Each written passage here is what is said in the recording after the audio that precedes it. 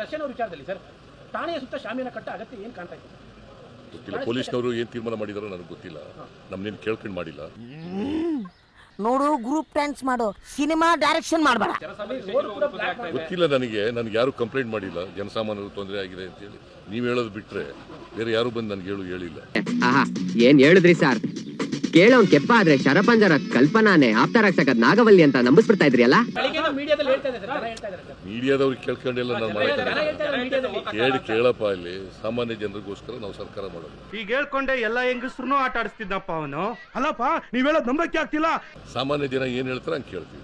ಇದೇ ಪ್ರಕರಣದಲ್ಲಿ ಸಾಕಷ್ಟು ಜನ ತಮ್ಮ ಹತ್ರ ಬಂದಿದ್ರು, ದರ್ಶನ್ ಅವ್ರ ಪರವಾಗಿ ಲಾಬಿ ಮಾಡ್ಲಿಕ್ಕೆ ಪ್ರಭಾವಿಗಳು ಬಂದಿದ್ರು, ಪ್ರಭಾವ ಬೀರ್ಲಿಕ್ಕೆ ಅನ್ನೋದು ಸುದ್ದಿ ಆಗಿತ್ತು ಸರ್. ಸುದ್ದಿ ಅಷ್ಟೇ, ಯಾರು ಬಂದಿದ್ರ ಸರ್? ಯಾರು ಬಂದಿಲ್ಲ ನನ್ನ ಹತ್ರ.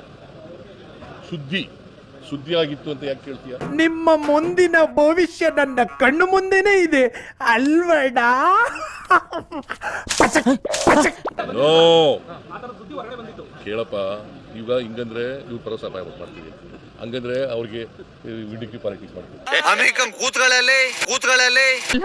ನೀನು ಹಲ್ಕ ನನ್ನ ಮಗನೇ. ಎಲ್ಲರೂ ಕಚರಾಗಡೆ. ನಾನು ಹೇಳ್ಕೊತೀನಿ, ಬೇರೆಯವ್ರು ಹೇಳಲ್ಲ. ನೋಡ್ರಿ, ಬಿಜೆಪಿಯವರು ಬೇಕು ಅಂತ ಸುಳ್ಳು ಆರೋಪಗಳನ್ನ ಮಾಡ್ತಾ ಇದ್ದಾರೆ. ನನ್ನ ಮೇಲೆ ಆಣೆ ಇಟ್ಟೇಳು, ನನ್ನ ಮೇಲೆ ಆಣೆ ಇಟ್ಟೇಳು. ಗೊತ್ತಾಯ್ತಾ? ನಾವು ಈ ನೆಲದ ಕಾನೂನು ಏನಿದೆ ಅದರ ಪ್ರಕಾರ ನಡ್ಕೊಳ್ಳೋದು. ಗೊತ್ತಾಯ್ತಾ?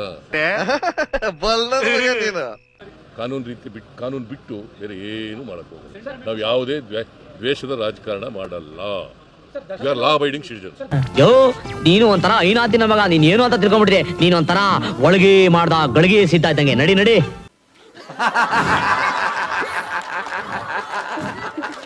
ಸಾಂಬಾರ ಆಪೇನಗೆ. ದರ್ಶನ್ ಅವ್ರ ವಿಚಾರದಲ್ಲಿ ಸರ್ ಠಾಣೆಯ ಸುತ್ತ ಶಾಮಿಯಾನ ಕಟ್ಟ ಅಗತ್ಯ ಏನು ಕಾಣ್ತಾ ಇದೆ? ಗೊತ್ತಿಲ್ಲ, ಪೊಲೀಸ್ನವರು ಏನ್ ತೀರ್ಮಾನ ಮಾಡಿದಾರೋ ನನಗೆ ಗೊತ್ತಿಲ್ಲ. ನನಗೆ ಗೊತ್ತಿತ್ತು ಯಾವತ್ತಾದ್ರೂ ಒಂದು ದಿನ ಈ ನಿನ್ನ ಕುಲಿಗೆಟ್ಟ ನಾಲ್ಗೆಲಿ ಇಂಥ ಮಾತು ಬರುತ್ತೆ ಅಂತ. ಇಷ್ಟ ಹೇಳಕ್ ಇಷ್ಟಪಡ್ತೀನಿ. ಓಕೆ ಫ್ರೆಂಡ್, ಬಾಯ್. 7 ಮೀಟರ್ ಕುಡಿದಾರ ಅನ್ನೋದು ನಾನು 2 ಮಾತು ಮುಗಿದು ಅಂತ ಹೇಳೋದು ಬಿಡಿ. ಎಷ್ಟು ಜನ ಕಚರ ನನ್ನ ಮಕ್ಳು ಮನೇಲಿ ಹೆಂಡತಿ ಇಟ್ಕೊಂಡು ಹೊರಗಡೆ ಇನ್ನೊಂದು ಸೆಟಪ್ ಮಾಡ್ಕೊಂಡಿಲ್ಲ. ಎಷ್ಟು ಜನ ವರ್ಷ ಹೆಂಗಸರು ಮನೇಲಿ ಗಂಡನ ಇಟ್ಕೊಂಡು ಮನ್ಸಲ್ಲಿ ಇನ್ನೊಬ್ಬರು ಇಟ್ಕೊಂಡಿಲ್ಲ.